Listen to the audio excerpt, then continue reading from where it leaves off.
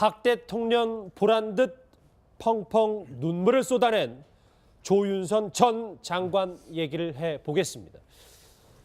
첫 번째 주제입니다. 그 어느 누구보다 힘겹게 하루하루를 보내고 있을 사람 바로 조윤선 전 장관일 텐데요. 지금부터 그 얘기를 좀 해봐야 될 것 같습니다. 민정수 원장님. 예. 지금이 1시 25분인데 한 35분 뒤면 2시에 문화체육관광부가 대국민 사과를 한다는데 이게 무슨 의미가 있을까요? 사과하더라도 더 이상을 해야 되는데 일단 말 그대로 초상집이 된 거 아니겠습니까? 근데 초상집이 됐으면 위로를 받아야 되는데 온 국민의 비난을 받는 그런 초상집이 돼 있는 형국입니다. 어찌됐건 전직 장차관들이 줄줄이 구속되고 그것도 가장 헌법에 위반되는 표현과 사상의 자유, 언론의 자유 모든 것을 말살하는 그런 블랙리스트라는 이런 어마어마한 일을 저질러 놓고 나서 이런 상황이 됐습니다. 그런데 현실적으로 또 평창올림픽이 또 1년밖에 채 남지 않고 막 이래가지고 여러 가지로 빨리 추스리고 가야 될 그런 국민적 우려, 염려도 있는 게 사실입니다. 예, 박 변호사님, 네. 조윤선 전 장관 어쨌든 지금은 전 장관이 됐지만 본인이 평창 올림픽 때문이라도 장관직을 유지해야 한다 이런 주장을 해왔었잖아요. 그렇습니다. 특검에서도 그런 주장했었고요. 특히 영장 실질 심사할 때 판사 앞에서 이 부분을 강력하게 주장한 걸로 보입니다. 특히 평창 올림픽이 내년 2월입니다. 1년 안 남았는데 주무부처 장관 없이 지금도 최순실 농단 때문에 올림픽이 상당히 어려운 상황인데 내가 없으면 개최가 어렵다. 뭐 이런 주장을 한 걸로 보이고요. 뭐 눈물로 호소를 했다 그러지만 글쎄요. 이제 범죄 부분을 많이 인정을 하고 만약에 이런 주장을 펼다면 구속을 피할 수도 있었겠지만 중간적으로 자기는 몰랐고 중간에서 잘 알지 못했다 이렇게 주장이기 때문에 만만히 눈물로 호소하더라도 영장은 발부된 것으로 이렇게 보입니다. 보면 평창 올림픽에 대한 애착이 상당했던 모양이에요. 그러니까 그럴 수밖에 없는 게 사실 평창 올림픽이라는 게 우리나라 최초의 동계 올림픽이기도 하고요. 지금 많은 돈이 좀 필요하고 이런데 그 돈 모으는 데서 기업들이 조금 주저하고 있는 상황입니다. 예. 이번 최순실 이 사건 때문에 그러다 보니까 주무장관으로서 아주 힘든 상황을 생긴다고 생각하고 만약에 자기가 넘어진다면 이게 좀 제대로 추진이 될까? 이렇기 때문에 고민을 많이 한 것으로 보입니다. 국민들도 일단은 뭐 조윤선 전 장관 구속 여부를 떠나 평창 올림픽에 대한 걱정은 많을 수밖에 없습니다. 문체부 장관 후보자 시절 조윤선 전 장관의 목소리 한번 같이 들어보실까요? 2018년 평창 올림픽이 정말로 우리나라를 괄목상대하게 만드는 그런 그 성공적인 올림픽으로 만들어야 된다는 그게 이 문화체육부를 맡는 장관으로서 지금 가장 큰 일이라고 생각합니다. 평창올림픽 전과 후로 대한민국은 세계인에게 다르게 인식된다라는 생각을 가질 수 있도록 노력을 하겠습니다. 본인의 저 수건 사업이었는데 국민도 그렇고 저희도 그렇고 좀 안타깝긴 합니다. 근데 저 얘기 지금부터 해볼게요. 눈물 얘기인데 저 눈물의 의미를 혹자들과 일각에서는 대통령에 대한 메시지다라는 분석도 있더라고요. 조 의원님은 어떻게 보세요? 글쎄 이 정치권에서 그 눈물을 잘 흘리는 여자 정치인들이 있어요. 근데 저는 기본적으로 눈물을 잘 안 흘리는 타입이라 이게 어떤 의미인지 좀 혼란스럽긴 한데 예. 여기 보니까 특검이 자신의 해명에 대해서 반박하자 펑펑 울었다 이렇게 나오거든요. 예. 차라리 그 정무수석으로서 또 문체부 장관으로서 그런 책임 선상에 있기 때문에 깊은 책임을 통감한다 하면서 회한의 눈물을 흘렸으면 지금 그 초췌한 모습과 함께 상당히 많은 사람들이 뭐 그런 위치에서 시키는데 안 할 수 있겠느냐라는 어떤 동정도 있었을 수 있었는데 이거는 자기는 문체부 장관으로서 너무 바빠서 블랙리스트에 관심을 가질 수 없었다라고 얘기를 하면서 울음까지 울었다는 거 아니에요? 근데 저는 인간적으로는 굉장히 아픕니다. 같은 동료 의원이었고. 예. 그런데 그 해명했다라는 내용이 그게 전원이기 때문에 얼마만큼 정확한지는 모르겠는데 예. 문체부 장관으로서 너무 바빴기 때문에라는 요 워딩은 과거에 전혀 몰랐다, 보고받지도 않았다라는 내용하고는 좀 차이가 있어요. 그렇기 때문에 이런 부분이 오히려 판사한테도 거의 그 어떤 소명이라고 할 수 없다라는 인식을 주었을 뿐만 아니라 그 특검이 제시한 어떤 결정적인 정황 증거라든지 물증이라든지 또는 증거 인멸의 어떤 그런 위험성 같은 것이 오히려 포괄적으로 반영이 돼서 영장 청구가 받아들여지지 않았나 이런 생각을 하고 사실 인간적으로는 말입니다. 저 부모나 자식들이 볼 때 저 얼마나 기가 막히겠습니까? 그렇죠. 더군다나 그 몇 안 되는 여성 정치인이었고 또 굉장히 두각을 나타낸 그런 공직자였는데 예. 그럼에도 불구하고 블랙리스트와 관련해 가지고는 아직까지도 저런 입장을 취한다는 게 조금 안타까워요. 정 의원님은 개인적인 친분이 좀 있으십니까? 저는 18대 때 같이 국회의원을 했으니까 잘 알죠. 뭐 남다르게 좀 보실 것 같은데 이현정 의원님 네. 그 눈물과 조윤선 전 장관의 눈물이 대통령을 향한 어떤 애증과 분노, 섭섭함 여러 가지 섞였다는 얘기들도 있어서요. 글쎄요. 이게 지금 사실은 이제 그 장관이라는 게 사실 권력이 많지 않습니까? 이 권력이 많다는 거는 그만큼 책임이 많다는 걸 의미하겠죠. 근데 아마 조윤선 장관은 그 책임 부분보다는 사실 이제 권력 부분에 많이 집중을 한 것 같고. 예. 그리고 이제 당시 어떤 청와대 분위기를 본다면 그 리더의 역할이 굉장히 중요합니다, 사실은. 예. 대통령이 어떤 그 사고방식이 일려 있느냐 이런 것도 굉장히 중요한데 사실 이제 그 대통령이 보면 사실 일방적인 스타일이지 않습니까? 뭐 토론을 허용하지 않잖아요. 그리고 자신에 대해서 뭔가 조금이라도 반대하면 바로 배신자 낙인을 찍고 쫓아내고 그리고 유진용 장관도 마찬가지 않습니까? 유진용 장관이 용기를 내서 대통령을 독대를 해서 그 이렇게 블랙리스트를 만들면 안 된다라고 이야기를 했지만 대통령 결국 유진용 장관을 해외 출장 중에 바로 면직을 시켜버렸어요. 자, 그런 것들을 옆에서 보면 그 누가 대통령한테 직언을 하겠습니까?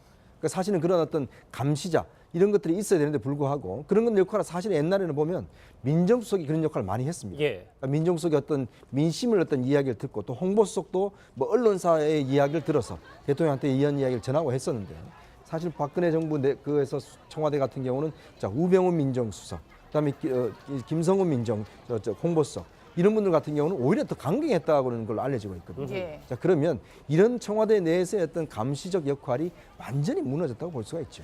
근데 조윤선 장관의 특이한 경력이요. 여권에서 최장수 대변인 아닙니까? 예. 그리고 여권에 있어서 청와대 아주 최초의 여자 정무수석 아닙니까? 근데 대변인 역할은 잘할 수 있었다고 봐요. 왜냐하면 본변의 뜻을 그대로 가서 대변만 하면 되거든요.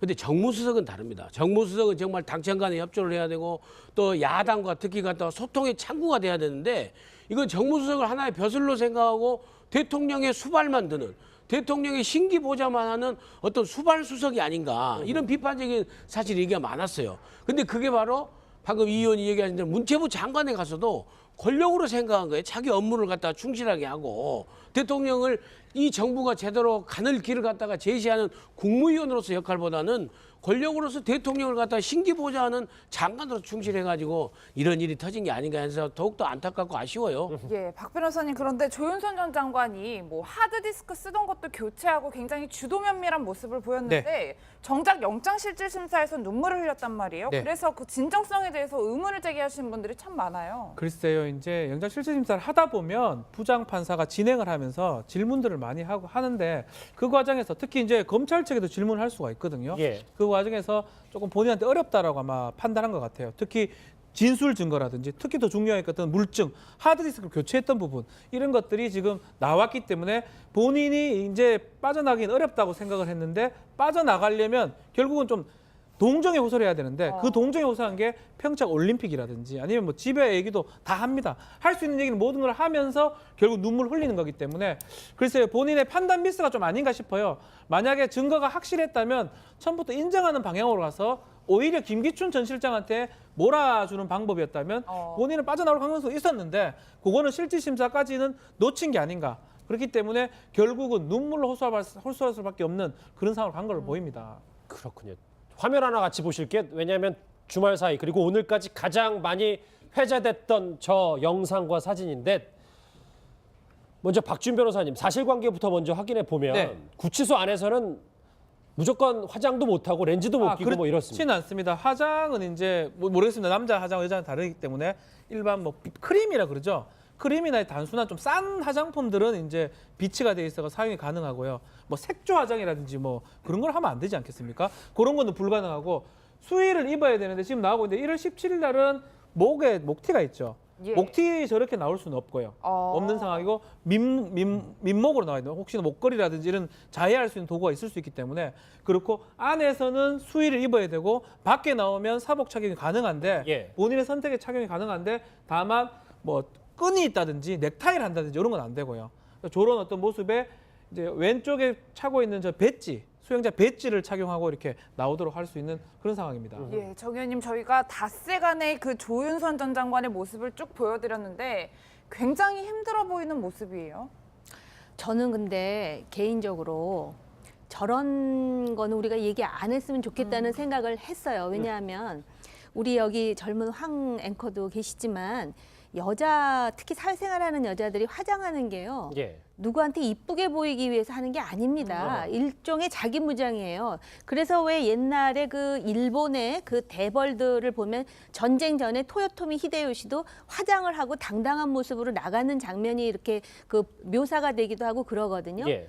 그런데 그 저렇게 화장 안 하고 초췌한 모습을 이렇게 보고 싶어 하는 일련의 어떤 그러한 그 여론을 만족시킬 수 있을지 모르지만 저거는 조윤선 장관이 블랙리스트와 관련해서 직권 남용을 했느냐 안 했느냐의 본질과는 뭐 그렇긴 별로 합니다. 무관한 문제잖아요. 예. 근데 저런 모습을 자꾸 이렇게 보여주는 이유가 뭘지 저는 참 그 이해가 안 돼요. 솔직히 말씀드리면. 예. 그러니까 오히려 왜 그 본인이 저런 지시선상에 있음에도 불구하고 끝까지 장관직을 고수했으며 왜 아직까지도 그거에 대해서 이야기를 하지 않는가. 장관직을 고수한 것에 대해서도 저는 사실은 그렇게 생각했어요. 결국 윗선에 대해서 자기가 말하지 않는 것이 하나의 인간적인 도리라고 생각해서 장관직을 내놓으면 마치 또 그런 거를 혐의를 인정하는 것 같아서 안 내놓는 것인가 했더니 오늘 특검에다가 한 얘기를 봐서는 내가 평창 올림픽과 관련해서도 이거 마무리해야 되고 뭐 이런 얘기를 했다는 거 아닙니까? 그렇죠. 그러니까 그거는 조금 그런 생각이 아니고 굉장히 그 어떻게 보면은 그 조 장관이 여성 공직자로서 어떤 민주주의라든지 국가의 공직자로서의 기본에 관한 철학은 빈곤했던 거는 맞는데 그렇다 그래서 저 초췌한 모습을 저게 아주 극단적으로 말씀드리면은요. 저거 완전히 발겨벗겨졌다는 심정일 수도 있어요. 그래서 조윤선 전 장관 입장에선 그렇습니다. 여자가 사회생활을 할 때 그런 저런 모습, 저 초췌한 모습하고 지금 이거 사건의 본질하고는 중요한 게 관련이 없는데 사람들은 저런 영화로운 위치에서 추락하는 모습에 대해서 일종의 좀 구경하고 싶은 저런 심리도 좀 작동하는 게 아닌가. 저는 인간적으로 저런 거는 좀 안타까워요. 안타깝기도 하지만 뭐 또 한편에선 저 초췌한 모습 말고도 정 의원님 사필 규정이다. 뭐 사실 본인이 아직 뭐 완벽하게 이제 형이 확정된 건 아닙니다만 조윤선 전 장관에 대해서 동정론도 있습니다만 저런 모습 보고 비판의 목소리도 있긴 있어서요.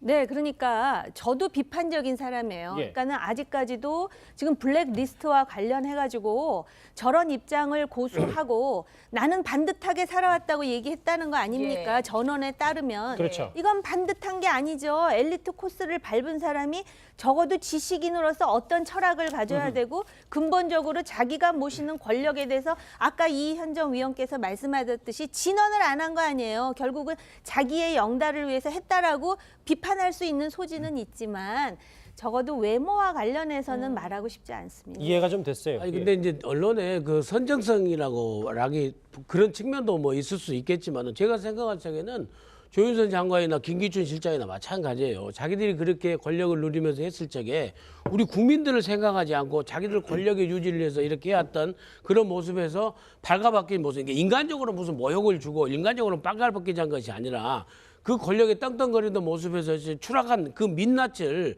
그대로 국민 분노 차원에서 또 보고 싶어하는 국민적인 어떤 그 욕구라 할까 그런 것도 있어요. 그런 측면에서는 언론에서 충분히 비춰준다. 뭐 하루 종일 저걸 비추면 또 문제가 되겠지만은 예. 충분히 저런 다른 모습을 비춰줄 수도 있고 수위치 않은 모습을 지금도 최순실 씨는 이게 카메라만 비치면 고개 숙이잖아요. 그리고 카메라만 없어지면 막 뻔뻔하게 막 자기 얘기 한다잖아요. 예. 이를테면은 그런 모습에 대해서 언론은 좀 국민들한테 보여줄 필요도 있다. 저는 일면 그렇게 생각합니다.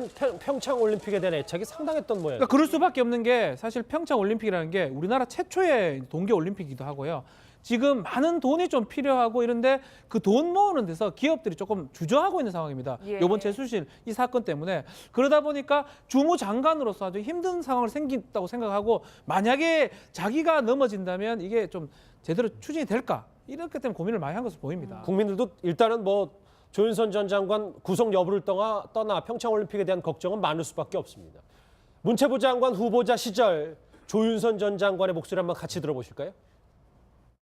2018년 평창 올림픽이 정말로 우리나라를 괄목상대하게 만드는 그런 그 성공적인 올림픽으로 만들어야 된다는 그게 이 문화체육부를 맡는 장관으로서 지금 가장 큰 일이라고 생각합니다. 평창 올림픽 그래서 회한의 눈물을 흘렸으면 지금 그 초췌한 모습과 함께 상당히 많은 사람들이 뭐 그런 위치에서 시키는데 안 할 수 있겠느냐라는 어떤 동정도 있었을 수 있었는데 이거는 자기는 문체부 장관으로서 너무 바빠서 블랙리스트에 관심을 가질 수 없었다라고 얘기를 하면서 울음까지 울었다는 거 아니에요?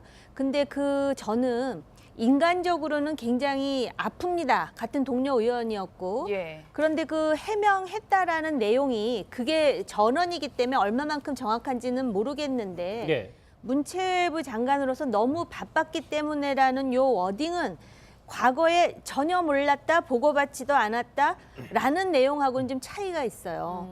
그렇기 때문에 이런 부분이 오히려 판사한테도 거의 그 어떤 소명이라고 할 수 올림픽 전과 후로 대한민국은 세계인에게 다르게 인식된다라는 생각을 가질 수 있도록 노력을 하겠습니다. 본인의 저 수건 사업이었는데 국민도 그렇고 저희도 그렇고 좀 안타깝긴 합니다. 근데 저 얘기 지금부터 해볼게요. 눈물 얘기인데 저 눈물의 의미를 혹자들과 일각에서는 대통령에 대한 메시지다라는 분석도 있더라고요. 조 의원님은 어떻게 보세요? 글쎄 이 정치권에서 그 눈물을 잘 흘리는 여자 정치인들이 있어요.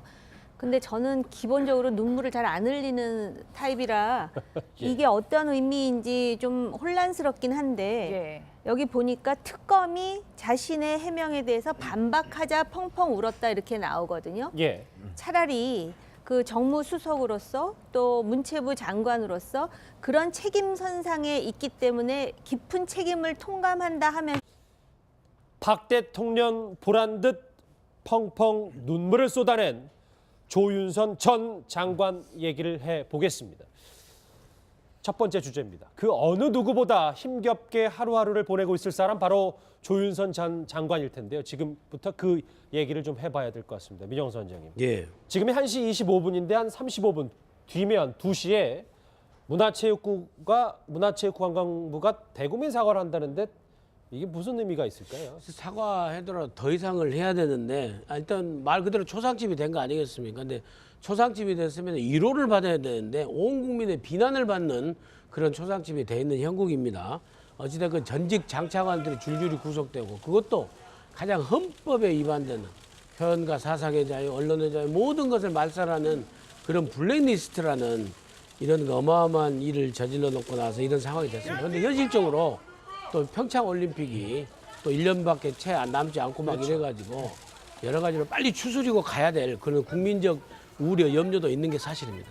예, 박 변호사님, 네. 조윤선 전 장관 어쨌든 지금은 전 장관이 됐지만 본인이 평창 올림픽 때문이라도 장관직을 유지해야 한다 이런 주장을 해왔었잖아요. 그렇습니다. 특검에서도 그런 주장했었고요. 특히 영장 실질 심사할 때 판사 앞에서 이 부분을 강력하게 주장한 걸로 보입니다. 특히 평창 올림픽이 내년 2월입니다. 1년 안 남았는데 주무부처 장관 없이 지금도 최순실 농단 때문에 올림픽이 상당히 어려운 상황인데 내가 없으면 개최가 어렵다. 뭐 이런 주장을 한 걸로 보이고요. 뭐 눈물로 호소를 했다 그러지만 글쎄요. 이제 범죄 부분을 많이 인정을 하고 만약에 이런 주장을 펼다면 구속을 피할 수도 있었겠지만 중간적으로 자기는 몰랐고 중간에서 잘 알지 못했다 이렇게 주장이기 때문에 만만히 눈물로 호소하더라도 영장은 발부된 것으로 이렇게 보입니다.